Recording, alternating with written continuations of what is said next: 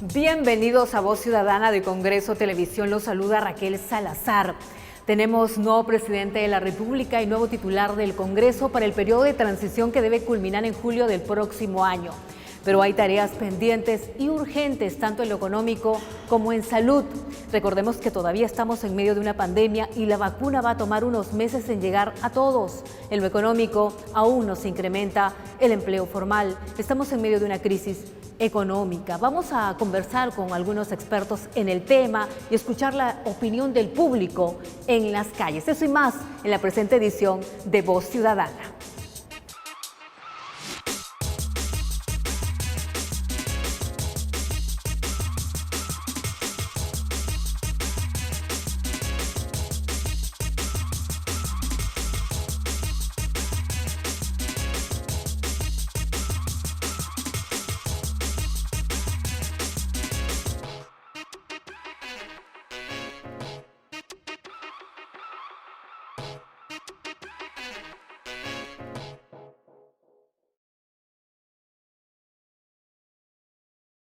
Que continúe lo que han venido haciendo el gobierno anterior, porque le quedan pocos meses, son 8 meses.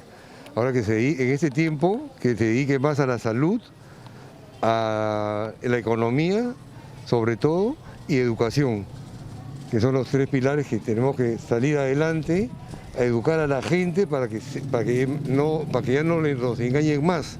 Hay todo para adelante y que la económica que siga. Porque ahorita estamos en cero, estamos con toda la enfermedad, con todo esto, y vuelta, boom, nos tumbaron toditito. Estábamos ya más o menos, pero nos tumbaron.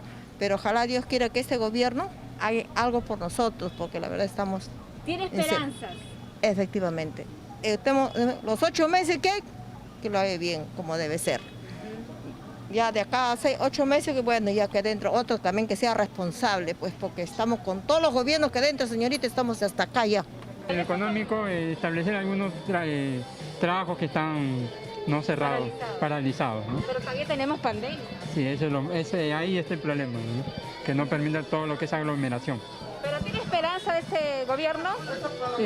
A corto plazo, Dios quiera que sí, ¿no? Pero lo veo verde también que no. Lamentablemente en 8 meses no se va a poder hacer nada, pero va a tratar de hacerlo, ojalá sea así. ¿Tiene esperanza? Sí, tenemos esperanza, no solamente yo, sino todos los peruanos. Porque más que nada es una persona honrada. Sí, ahorita no hay trabajo, más que nada para los egresados de las universidades, porque yo tengo 2 hijos egresados y no hay trabajo. Hay demasiado rechazo para los trabajos. ¿Piden experiencia y de cómo van a hacer? Sí, claro, si son recién egresados y además las prácticas que le dan en las universidades no son como debe ser. El gran desafío, la gran medida en rápida reacción que debe aplicar, digamos, la siguiente autoridad económica, la máxima autoridad económica del Perú, tiene que ver justamente con eso, ¿no? Con crear o generar un entorno fiscal con contundencia, ¿no es cierto? Confirmar, ¿no es cierto?, la trazabilidad de los datos fiscales, ¿no es cierto?, y ya de una vez desarrollar la esperada consolidación fiscal, ¿no es cierto?, sobre todo después o tras un 2020 donde la caja fiscal ha sido fortísimamente golpeada, ¿no es cierto?, hemos tenido un apagón económico que no ha permitido, ¿no es cierto?, acceder a ingresos fiscales recurrentes traducidos básicamente en impuestos, con lo cual tenemos también un desafío, ¿no? Endeudarnos, ¿no? Endeudarnos. Ahora, endeudarse no tiene desde luego nada de malo si es que se tienen o se cuentan con los ingresos para responder a esas obligaciones.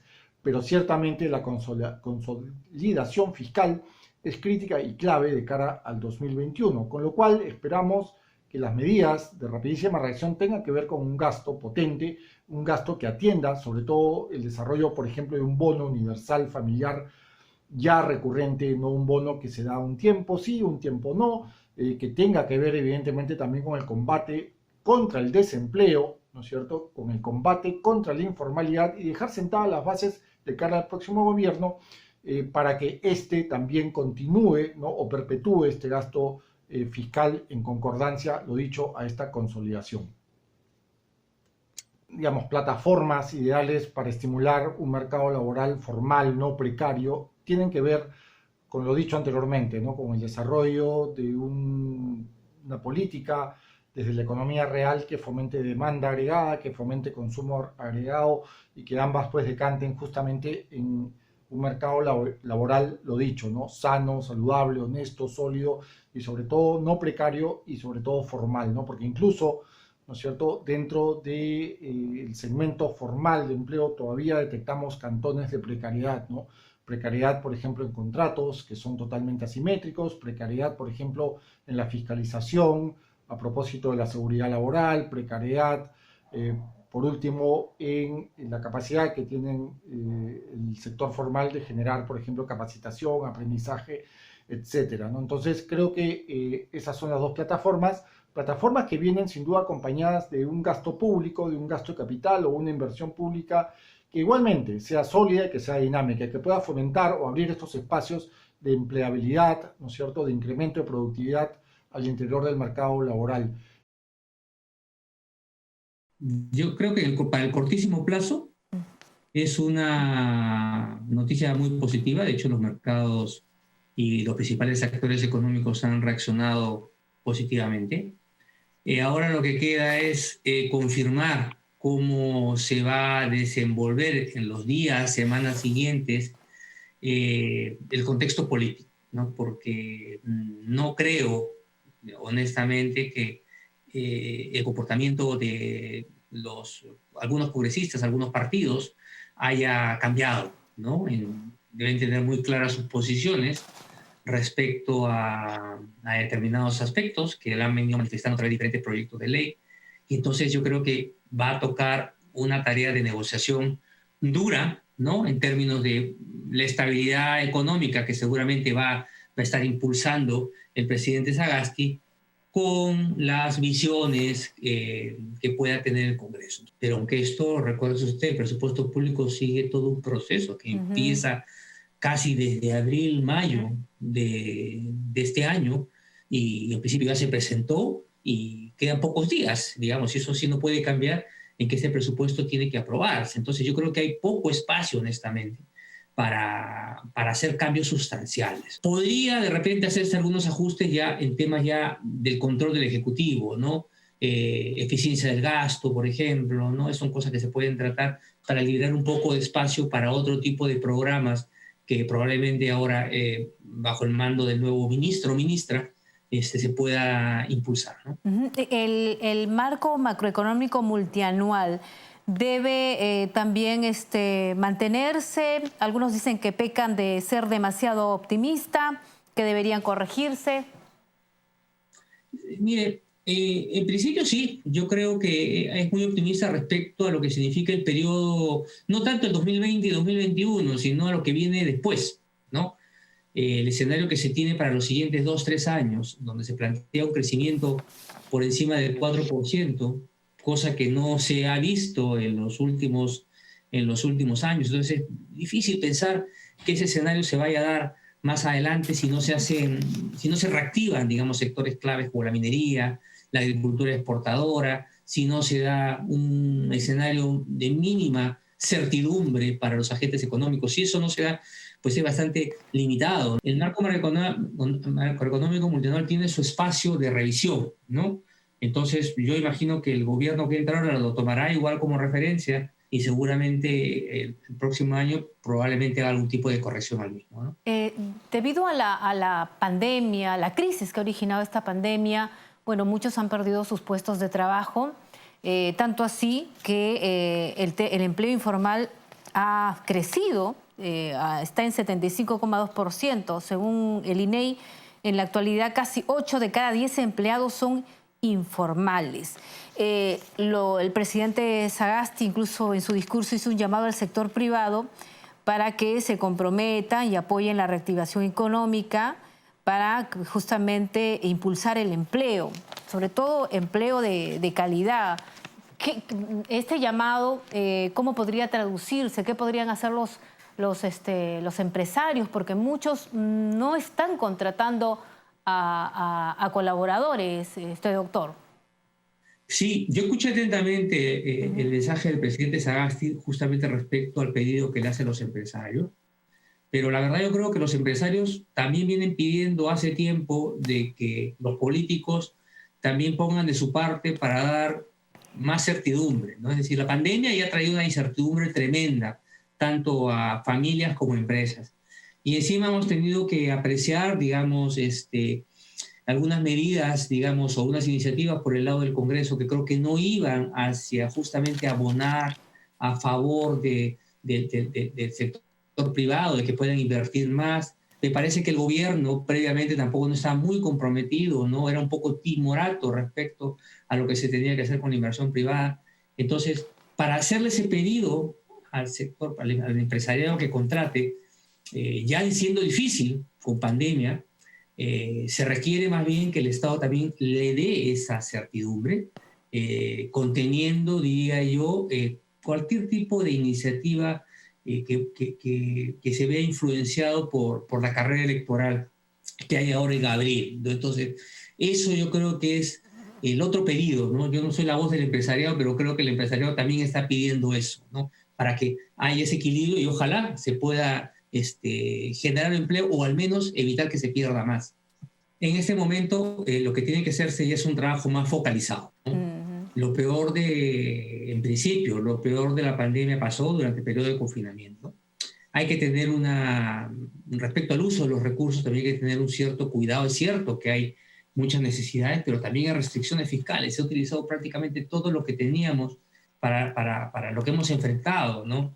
Y la recaudación se ha derrumbado con el cierre de muchas empresas y con la moratoria de varios contribuyentes. No hay recursos también que nos puedan asegurar un mayor financiamiento de este tipo de ayudas sociales. Por eso hay que ver con mucho cuidado, digamos, estas urgencias y sobre todo también poniendo un ojo a que puede haber más rebrotes. Yo no me creo todavía la idea de que como lo hicimos tan mal antes y nos hemos contagiado muchos, pues ahora, gracias a ello, no va a haber segunda ola. No me lo creo. Yo creo que puede haber algo y hay que estar preparados para esa circunstancia y para los recursos que se tengan que utilizar también en ese momento eventual. Entonces, no es tan fácil, ¿no? Lamentablemente esta crisis nos ha dejado, bueno, a todas partes del mundo, pero a nosotros particularmente con bastantes limitaciones para seguir ayudando. A los que están enfermos del COVID, a que estén enfermos, que se recuperen nada más. La salud, porque la salud es lo primero. Sin salud no tenemos nada. Que mejore el sistema de salud definitivamente, que tantos años que hemos pasado por toda esta situación, ¿no? Esta crisis de salud. Solo 8 meses. Claro, no va a tener mucho tiempo, pero que sientan las bases para que el nuevo que venga, que continúe con las obras grandes, ¿no? Que necesita el país. Esta enfermedad nos ha traído muchas cosas. ¿Cuántos muertes? ¿Cuántos? Ahora con todo esto, mira. Estamos en comunicación vía Skype con la exministra de Salud, Patricia García. Doctora, bienvenida a Voz Ciudadana de Congreso Televisión. ¿Cuál es su balance hasta el momento? ¿Qué dicen las cifras oficiales? Bueno, muchísimas gracias por la invitación. En realidad lo que estamos viendo es que seguimos en esta tendencia de disminución de casos en general a nivel del país. No solamente la disminución de casos, sino también la mortalidad.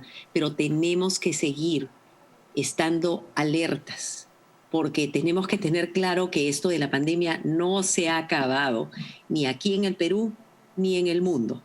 Tenemos eso de no bajar la guardia es el primer mensaje, pero los casos siguen en la misma tendencia hacia abajo en general en promedio en el país. Porque se temía, se estaba advirtiendo desde hace varias semanas que se venía la segunda ola, que se viene la segunda ola, porque eso ocurrió, por ejemplo, en Europa. ¿Todavía esto no se descarta?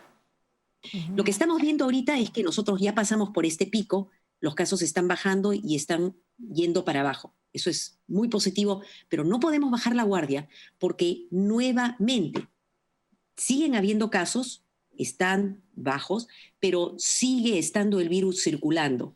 Ahora, lo que se espera, y yo te voy a decir desde mi punto de vista, en los análisis que está haciendo de los datos a nivel internacional, este virus parece que tiene un comportamiento estacional. ¿Qué significa?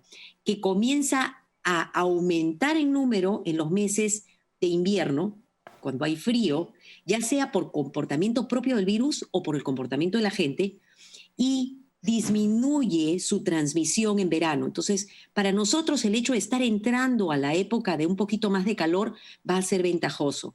Pero sí, con todo lo que ha pasado en estos días en que han habido aglomeraciones, a pesar de ser aglomeraciones al aire libre y de estar usando las mascarillas, porque han estado usando mascarillas y lo hemos visto, así y todo, vamos a tener que estar vigilantes durante estos días, que esperemos que no hayan elevaciones de casos. No le voy a llamar segunda ola, sino que no hayan pequeños brotes.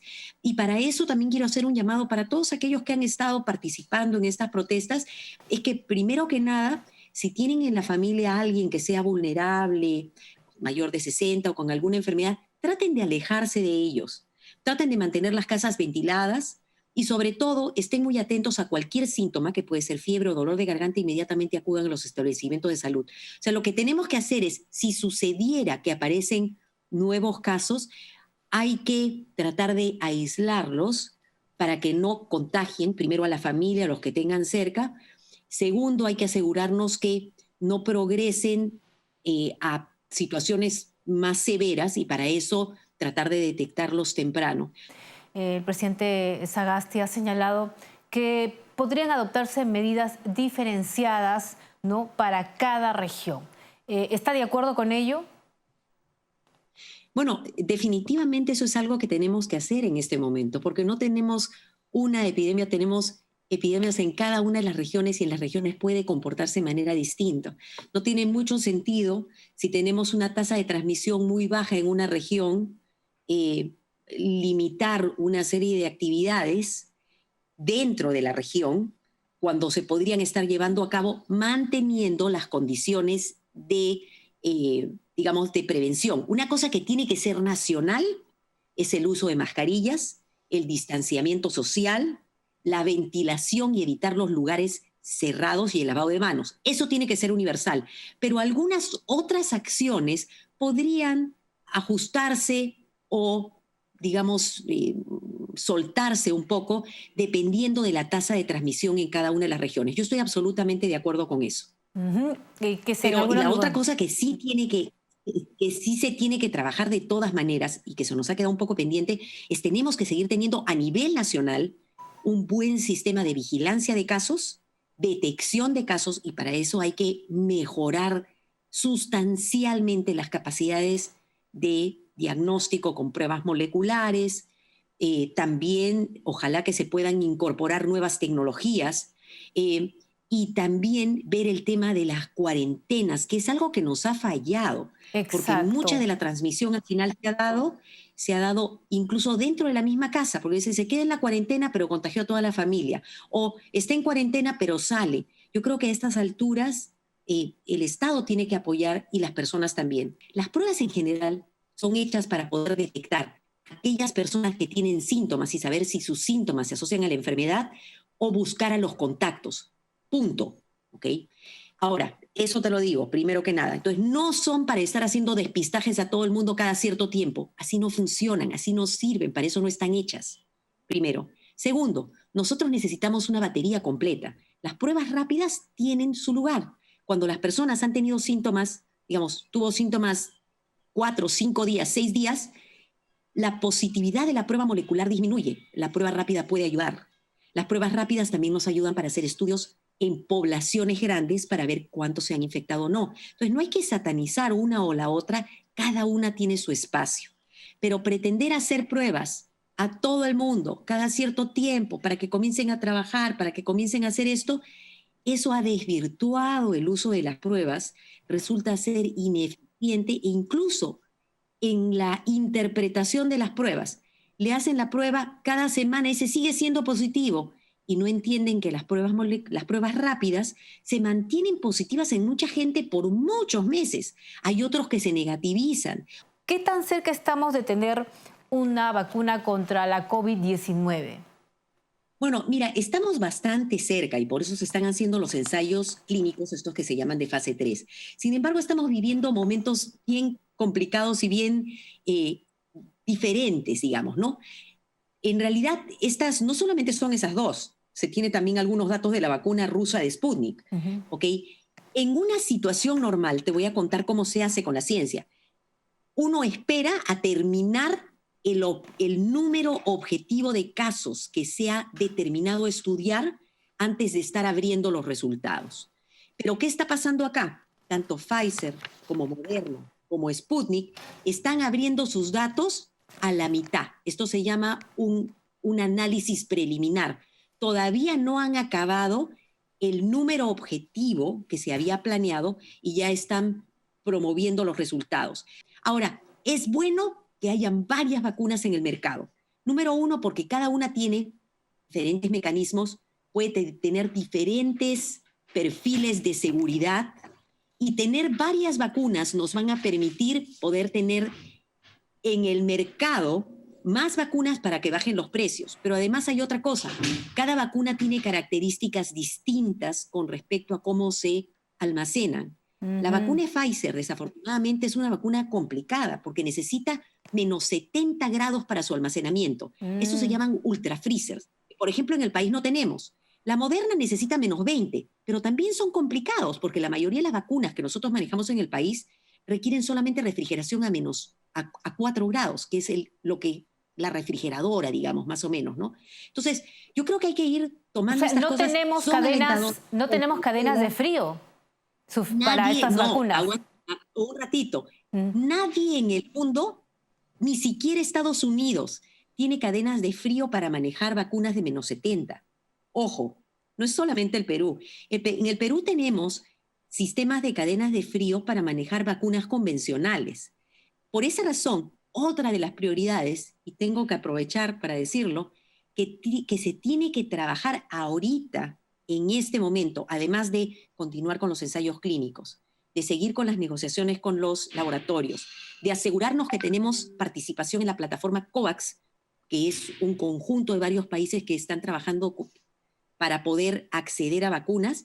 La otra es asegurarnos que tenemos todo lo que van a requerir estas nuevas vacunas, que son insumos, las jeringas y lo que se requiera, además de las cadenas de frío. Pero yo creo que para nosotros como país va a ser un gran reto, igual que para el mundo, poder pretender trabajar con una vacuna que requiere cadenas de frío con estos ultrafreezers. Lo que dice Pfizer es que está evaluando alternativas. Incluso parece que está trabajando con otras compañías para ver si se sacan ultrafreezers portátiles. No bajar la guardia. Muy bien. Uno, porque el COVID no ha acabado. Segundo, no podemos perder las oportunidades y lo que ya se comenzó en las negociaciones y además en la preparación con respecto a las vacunas, porque es importante que continuemos y hay que seguir trabajando para reforzar nuestra respuesta nacional. Aún este es el momento, ahorita que está bajando los casos, tenemos que ver qué nos falló, sentarnos y decir qué nos falló y cómo me preparo mejor para que, ojalá que no suceda, pero si sucede que comienzan a subir los casos, pueda responder mejor, no bajar la guardia. Tenemos nueva gestión y todos debemos estar unidos para sacar al país adelante, sin obviar el rol que deben cumplir ambos poderes del Estado. Recuerden que pueden ver este programa a través de los canales 550 de Movistar, 56 de Claro y 11 de Vez Cable. Conmigo será hasta la próxima.